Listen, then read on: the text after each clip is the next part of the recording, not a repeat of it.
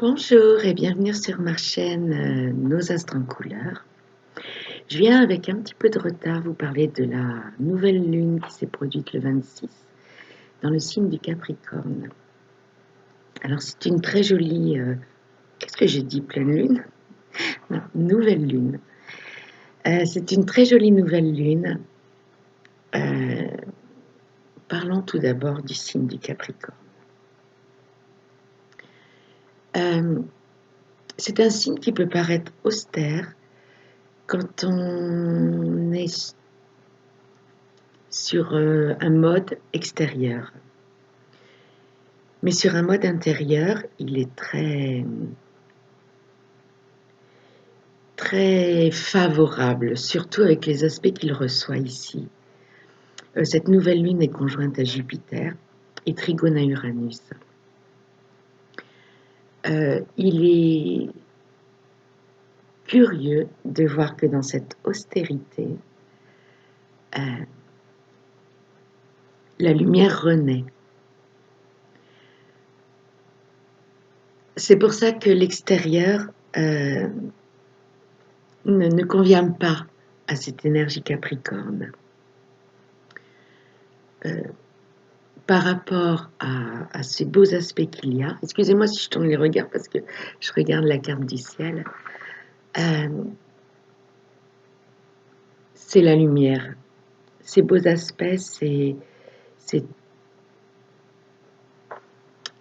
conserver ou si on n'a pas, entretenir la lumière, une lumière intérieure, quitte à la visualiser chaque jour et chaque fois que vous y pensez. Vous imaginez une petite lumière, vous savez, ces petites lumières comme ça, qui sont dans des lampes et qui rayonnent.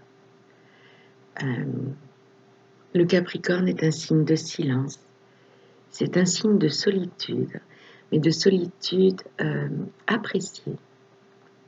On est bien avec soi-même. C'est une solitude joyeuse. Et là, bon, je sais que traditionnellement, le 1er janvier, enfin le 31 décembre, on se réunit, on fait la fête.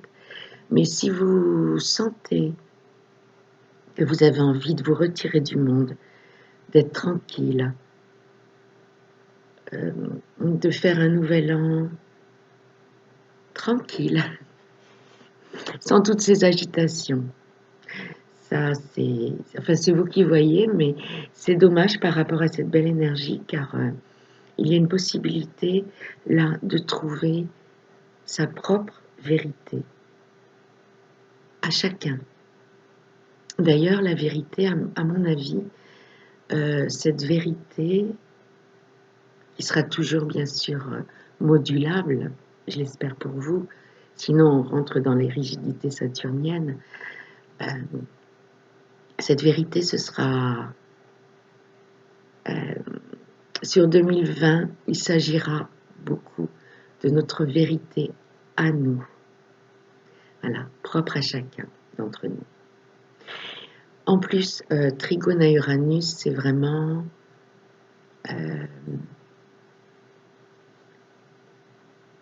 oui, une occasion de vraiment faire naître cette lumière pour aller vers quelque chose de nouveau, une nouvelle construction de nous-mêmes. Donc, je ne vais pas épiloguer plus longtemps. Entretenez la lumière à l'intérieur de vous. Si vous le souhaitez, si vous le ressentez, si vous êtes en accord, retirez-vous du monde dans ce cocooning de nuit paisible en fait, tranquille. Mettez des bougies. C'est les Hébreux qui font ça,